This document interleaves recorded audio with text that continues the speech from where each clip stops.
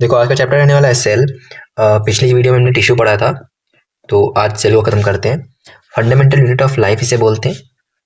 क्यों बोलते हैं? क्योंकि अपनी जो भी स्मॉलेस्ट यूनिट है जिससे अपनी पूरी बॉडी बनी हुई है वो क्या है? सेल है। इसको स्ट्रक्चरल एंड फंक्शनल यूनिट भी बोलते हैं। आपने बहुत बार सुना होगा structural and functional unit is known as cell. तो ऐसा क्यों बोलते हैं? क्योंकि देखो जो अपनी बॉडी है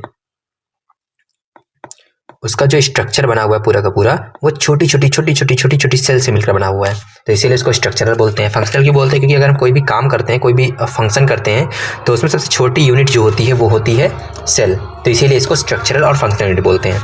इतना क्लियर। अब आते हैं इसके डिस्कवरर पे। बहुत सारे इसके डिस्कवरर हैं, जैसे कि Robert Hooke, Leeuwenhoek, Robert Brown, Schleiden Schwann, Virchow. कुछ साइंटिस्ट के बारे में जान लेते हैं यहाँ पर। सबसे पहले आया रॉबर्ट हुक। 1665 में इन्होंने डिस्कवरी की थी सेल की। क्या किया था? आपने एक बॉटल देखी होगी, पुराने ज़माने में आती थी, अब तो शायद ही आती हो। उसके टॉप मतलब जो उसका ढक्कन होता था वो ऐसा होता था, कुछ लकड़ी का बना होता था, ठीक है। उसको कॉर्क बोलते हैं। क्या बोलते हैं उसको? कॉर्क बोलते हैं। तो इसी लकड़ी के ढक्कन की छाल को, मतलब इसी लकड़ी के ढक्कन की पतली सी स्लाइस इन्होंने की थी। फिर खुद के बनाए हुए माइक्रोस्कोप पे इन्होंने रख के देखा, तो उनको कैसा स्ट्रक्चर दिखा? हनी कॉम्ब लाइक स्ट्रक्चर दिखा। हनी कॉम्ब लाइक मतलब ऐसा कुछ दिखा स्ट्रक्चर उनको, ऐसा कुछ स्ट्रक्चर दिखा। और देखो इस स्ट्रक्चर में जैसे कि अपनी प्रिजन होती है, प्रिजन का एक कमरे को क्या बोलते हैं? हम सेल बोलते हैं। वैसे इन्होंने क्या बोला कि ये स्मॉल रूम है, इसीलिए इसको नाम दे दिया सेल, ठीक है। तो ये थी रॉबर्ट हुक की कहानी। अब आते हैं लेवेनहक पे। लेवेनहक ने पॉन्ड वाटर का यूज़ किया था। उसने सब उसको माइक्रोस्कोप पे रख के देखा, तो उन्होंने लिविंग सेल की डिस्कवरी की। देखो कॉर्क तो डेड है, ठीक है। लिविंग, जब पॉन्ड वाटर को रखा उन्होंने तो उसमें सेल मूव कर रही थी, उन्होंने बोला लिविंग सेल है ये। नेक्स्ट आता है रॉबर्ट ब्राउन। रॉबर्ट ब्राउन 1831 में इन्होंने न्यूक्लियस की डिस्कवरी की थी, ठीक है। अब दो बंदे आते हैं, स्लेडन और स्वान। ये दोनों के दोनों ही जूलॉजिस्ट थे। एक इसमें से बॉटनिस्ट था, एक इसमें से बॉटनिस्ट था, एक जूलॉजिस्ट था। दोनों के दोनों बायोलॉजिस्ट थे, ठीक है। इन्होंने 1839 में एक सेल थ्योरी दी, बेसिक वाली दी, कि जितनी भी सेल होती, जितने भी लिविंग बींग्स है, चाहे वो प्लांट हो चाहे एनिमल्स हो, सब किससे मिलकर बने हैं? सेल से मिलकर बने हैं। ये बोला था स्लेडन स्वान ने, ठीक है। नेक्स्ट है विर्चो साहब। इन्होंने इसी सेल थ्योरी को थोड़ा एक्सटेंड किया। क्या एक्सटेंड किया? इन्होंने बोला था अमिनिश सेलुला ई सेलुला। इसका क्या मतलब होता है? इसका मतलब होता है all cells arise from pre existing cell. मतलब जो भी सेल्स हैं वो पुरानी सेल से ही बनी है। जैसे कि आप लोगों ने पढ़ा होगा, एक सेल डिवाइड होकर दो सेल बनाती है, दो सेल डिवाइड होकर और सेल बनाती हैं। तो ये सेल कहाँ से आई? पुरानी सेल से ही आई। और ये सेल कहाँ से आई? पुरानी सेल से आई। तो यही इन्होंने बोला कि all cell arise from pre existing cell, मतलब जो भी सेल्स हैं वो पुरानी सेल से ही बनी होती हैं, ठीक है। तो ये थे कुछ साइंटिस्ट के बारे में। अब हम लोग पढ़ते हैं कि स्मॉलेस्ट और लार्जेस्ट सेल क्या होती है। देखो अगर हम वर्ल्ड की बात करें तो उसमें स्मॉलेस्ट सेल कौन सी है? माइकोप्लाज्मा। कौन सी है? माइकोप्लाज्मा। अगर हम ह्यूमन बॉडी की बात करें तो उसमें स्पर्म है, ठीक है। स्मॉलेस्ट की बात हो गई। अब आते हैं लार्जेस्ट सेल पे। वर्ल्ड की बात करेंगे तो ऑस्ट्रिच का अंडा, और ह्यूमन की बात करेंगे तो फीमेल एग, जिसको हम ओवम के नाम से जानते हैं। कुछ भी लिख सकते हैं आप दोनों में से। देखो लार्जेस्ट और लॉन्गेस्ट में फर्क है। लार्जेस्ट मतलब बड़ा, लॉन्ग मतलब लंबा, ठीक है। ये लार्ज है, ये लॉन्ग है, ठीक। तो लार्जेस्ट सेल कौन सी थी? फीमेल एग था। और लॉन्गेस्ट सेल कौन सी होगी? नर्व सेल होगी, ठीक है ना। नर्व सेल अभी आप पढ़े थे टिश्यू वाले चैप्टर में, न्यूरॉन्स, वही है नर्व सेल, ठीक। तो अब पढ़ते हैं हम लोग स्ट्रक्चर ऑफ सेल के बारे में। देखो मैंने एक बेसिक आइडिया देने का ट्राई किया हुआ। सबसे अंदर क्या होता है? DNA nucleus. न्यूक्लियस में क्या भरा होता है? डीएनए। उसके ऊपर न्यूक्लियर मेम्ब्रेन होती है, डबल लेयर की होती है। अभी आप सब कुछ दोबारा फिर से पढ़ेंगे, ठीक है, तो चिंता करने की कोई जरूरत नहीं है। इसके ऊपर एक मेज लैग स्ट्रक्चर होता है, RER SER का। ये SER ही RER बन जाती है। कैसे बनती है भैया क्या बताऊंगा। SER क्या होती है? Endoplasmic reticulum. तो स्मूथ इंडोप्लाज्मिक रेटिकुलम, और ये रही रफ इंडोप्लाज्मिक रेटिकुलम, जिसके ऊपर ये राइबोसोम चिपके हुए हैं, ठीक है। देन ये देखो ऐसा स्ट्रक्चर दिखेगा अगर आपको, ऐसा, तो ये क्या है? माइटोकॉन्ड्रिया है, ठीक है। ये क्या है? माइटोकॉन्ड्रिया। और छोटे छोटे गोले जैसे स्ट्रक्चर है, लाइसोसोम है। ये जो अंदर की मेम्ब्रेन है इसको प्लाज्मा मेम्ब्रेन बोलेंगे। जो बाहर की सेल वॉल, बाहर की मेम्ब्रेन है इसको सेल वॉल बोलेंगे, ठीक है। देखो सेल वॉल टूटी हुई है, और मैंने न्यूक्लियर मेम्ब्रेन भी तोड़ के बनाई जानबूझ के, क्योंकि इसमें बीच में क्या होते हैं? पोर्स होते हैं। यहाँ भी बीच में क्या प्रेजेंट होते हैं? पोर्स प्रेजेंट होते हैं। और ये देखो वाईफाई जैसा स्ट्रक्चर दिख रहा है, ये गोल्जी बॉडी है। क्या है? Golgi body. इतना क्लियर हो गया। अभी हम इसको फिर से पढ़ेंगे, ठीक है, वो चिंता करने की कोई जरूरत नहीं है। अभी पहले बेसिक आइडिया हमको मिल गया है कि कहाँ पे क्या लोकेशन होती है, पढ़ते हैं सबके बारे में। सबसे पहले प्लाज्मा मेम्ब्रेन को डिस्कस करते हैं क्या होती है। देखो प्लाज्मा मेम्ब्रेन को सेल मेम्ब्रेन के नाम से भी जानते हैं।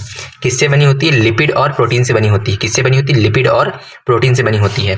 देखो ऐसी होती है, दो लेयर होती है लिपिड की, दो लेयर लिपिड की होती हैं ऐसे ऐसे, और इसी के बीच में मान लो ये प्रोटीन है, ऐसे पूरा का पूरा है, या फिर प्रोटीन ऐसे भी हो सकता है, प्रोटीन ऐसे भी हो सकता है, तो प्रोटीन इसके बीच में कहीं कहीं फिक्स होते हैं, ठीक है। लिपिड की पूरी प्लाज्मा मेम्ब्रेन बनी होती है और प्रोटीन इसमें एम्बेडेड होते हैं, ठीक। ये परमेबल होती है। परमेबल का मतलब परमिशन के बिना किसी को अंदर नहीं आने देगी, मतलब ये अगर चाहेगी तो कोई अंदर आ सकता है, अगर नहीं चाहेगी तो कोई नहीं आ सकता है, ठीक है। तो इसी को बोलते हैं परमिएबल मेम्ब्रेन। परमेबल का मतलब होता है कोई चीज़ परमिशन के बिना नहीं आ जा सकती है, ठीक है। दो टॉपिक आपके में दिए हुए हैं, डिफ्यूज़न और ऑस्मोसिस। देखो एकदम इजी वे में समझेंगे डिफ्यूज़न और ऑस्मोसिस को। देखो डिफ्यूज़न मैं एक एग्जांपल समझाता हूँ, ठीक है। मान लो कि ये एक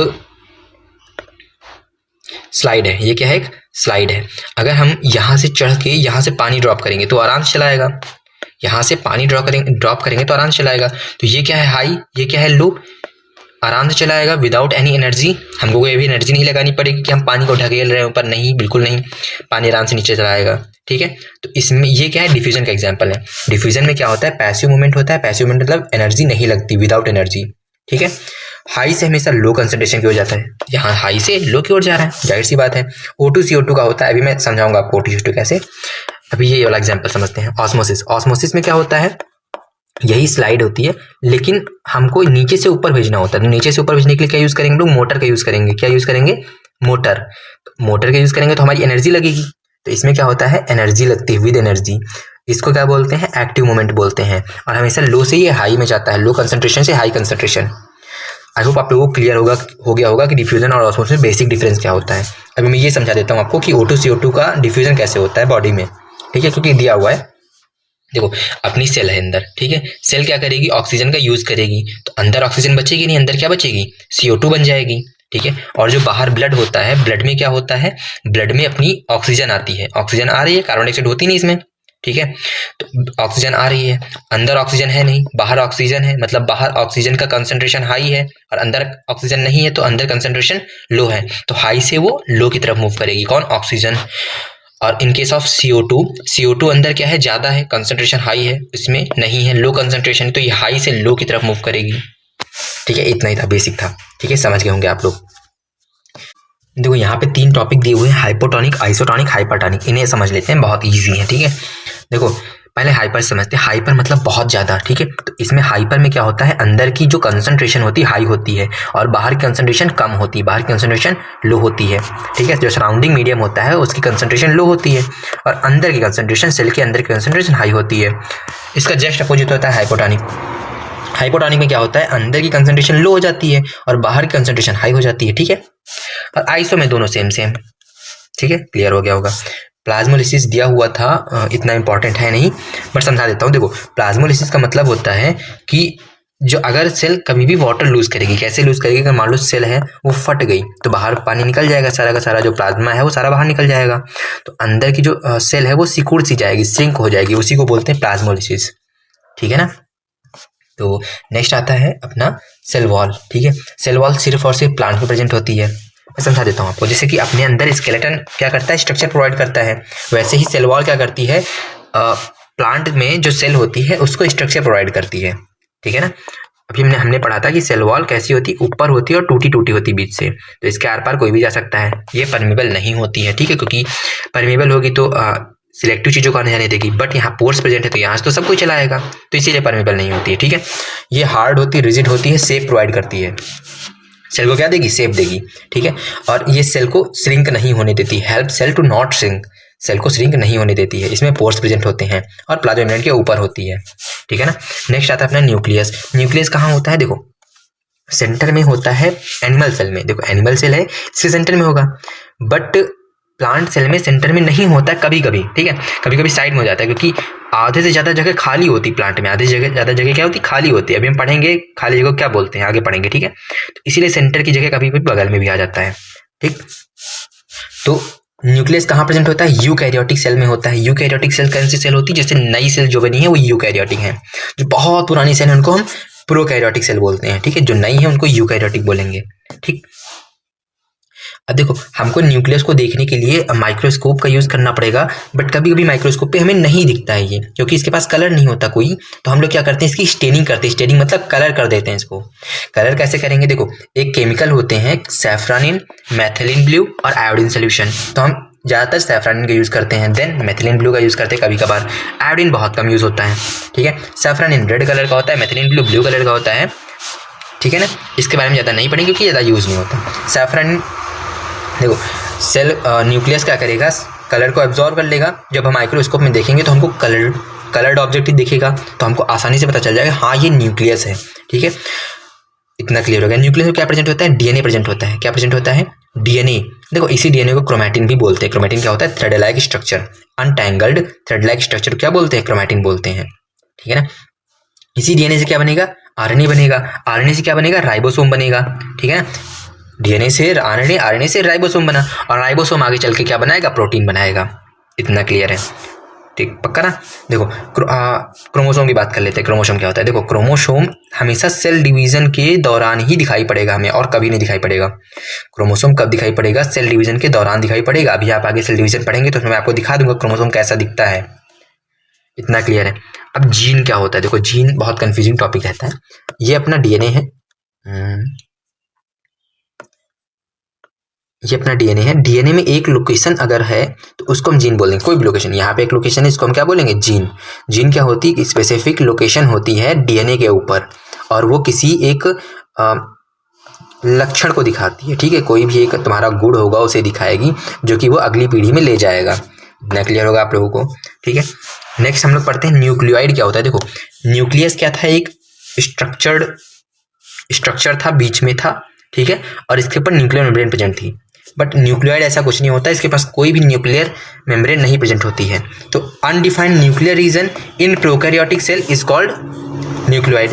प्रोकैरियोटिक सेल में न्यूक्लियस पूरे में फैला हुआ होता है। न्यूक्लियस क्या होता ही नहीं है, डीएनए पूरे में फैला हुआ होता है। तो इसी को हम लोग क्या बोल देते हैं, undefined nuclear region which is known as nucleoid, ठीक है ना, पक्का, ठीक। नेक्स्ट पढ़ते हैं साइटोप्लाज्म। देखो साइटोप्लाज्म अंदर लिक्विड जो भरा है उसको साइटोप्लाज्म बोलेंगे।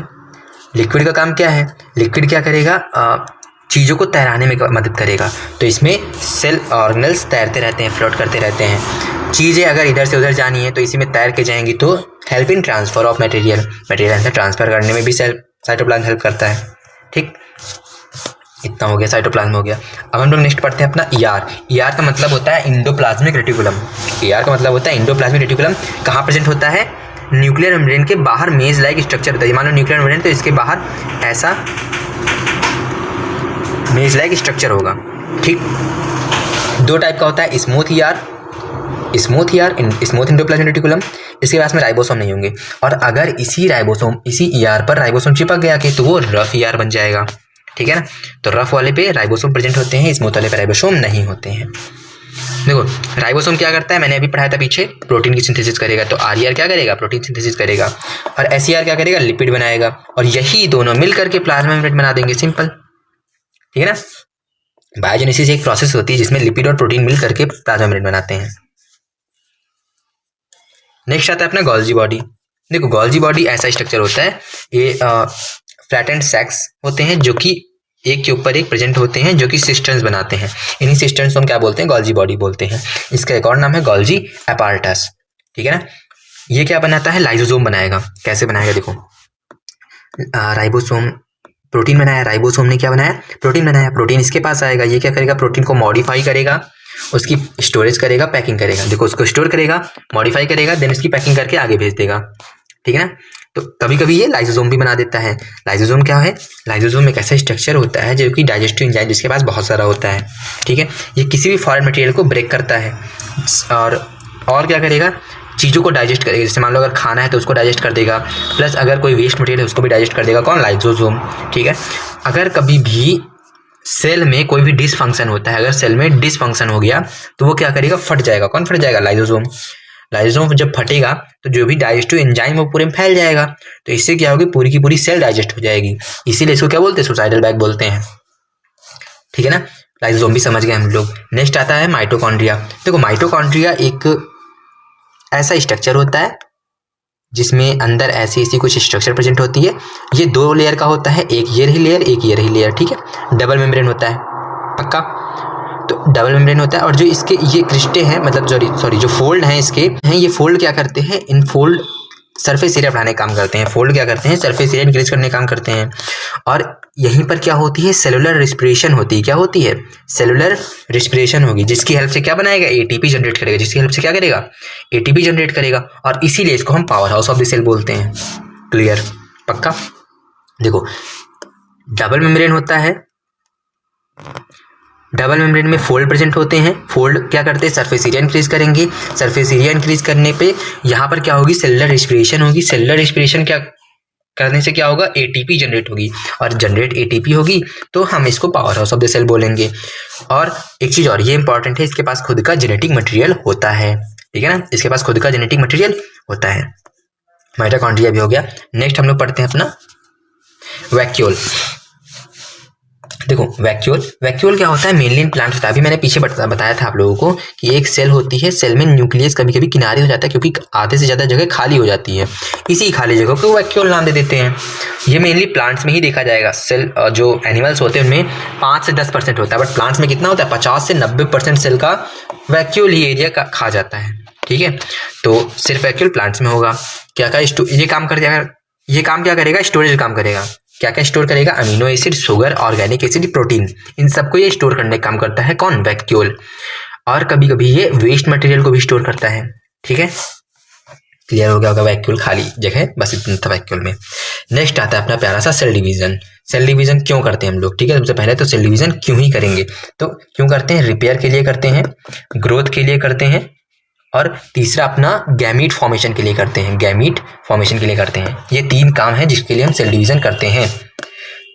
कभी कहीं पे डैमेज हो गया तो उसको रिपेयर करेगा, बॉडी की ग्रोथ करानी है तो करेगा सेल डिवीजन, अगर गैमीट फॉर्मेशन करना है तो सेल डिवीजन होगा। इतना क्लियर है। अब देखो जो रिपेयर और ग्रोथ था वो अगर होगा तो उसको क्या बोलेंगे, माइटोसिस। सेल डिवीजन 2 टाइप्स के होता है, एक होता है माइटोसिस, एक होता है मियोसिस। माइटोसिस होगा तो क्यों होगा, रिपेयर और ग्रोथ करने के लिए। मियोसिस होगा तो क्या करेगा, गैमेट फॉर्मेशन करेगा। क्लियर इतना, ठीक है। माइटोसिस में क्या होती है, एक सेल से 2 डॉटर सेल बनती हैं, और मियोसिस में एक सेल से 4 डॉटर सेल बनेंगी। डॉटर ही क्यों बोलते हैं इसको, सन क्यों नहीं बोल देते हैं, क्योंकि डॉटर ही क्या करती हैं, नई ऑफस्प्रिंग बनाने की कैपेबिलिटी रखती है। नई ऑफस्प्रिंग सन तो बना नहीं पाएगा तो डॉटर बनाएगा, तो इसीलिए हम इसको क्या बोलते हैं, डॉटर सेल बोलते हैं। तो एक सेल से 2 डॉटर सेल बनेंगी, यहाँ पर 4 डॉटर सेल बनेंगी। इसमें क्रोमोसोम नंबर सेम रहते हैं, इसमें क्रोमोसोम नंबर हाफ हो जाते हैं। ह्यूमंस में क्रोमोसोम कितने होते हैं, 23 पेयर होते हैं, ठीक है ना, 23 पेयर होते हैं क्रोमोसोम। तो इसमें क्रोमोसोम 23 के 23 ही रहेंगे, ठीक। इसमें क्या हो जाएंगे, आधे हो जाएंगे, 23/2 हो जाएंगे। क्लियर इतना। इसमें क्रोमोसोम की स्वैपिंग नहीं होती है। क्रोमोसोम स्वैपिंग क्या होती है समझाता हूँ। देखो क्रोमोसोम स्वैप यहाँ पे हो जाते हैं, ठीक। क्या होता है क्रोमोसोम स्वैपिंग, देखो यहाँ पर रेड था और हल्का सा ब्लू है, दिख रहा है, रेड है हल्का सा ब्लू है, मतलब देखो यहाँ का जो रेड था वो यहाँ चला गया और यहाँ का जो ब्लू था वो यहाँ चला आया, इसी को बोलते हैं क्रोमोसोम स्वैपिंग। तो यहाँ पे क्रोमोसोम स्वैपिंग हो जाती है, यहाँ पे क्रोमोसोम स्वैपिंग नहीं होती है। क्रोमोसोम क्या होते हैं, एक्स लाइक स्ट्रक्चर होते हैं जो कि डीएनए को थोड़ा सा कंडेंस करने पर बन जाते हैं। जब भी सेल डिवीजन होता है तो डीएनए क्या होता है, कंडेंस होता है, उसी कंडेंस्ड फॉर्म को क्या बोलते हैं, क्रोमोसोम बोलते हैं, ठीक है। तो यही था आप लोगों का चैप्टर। मिलते हैं नेक्स्ट चैप्टर में, तब तक के लिए बाय बाय।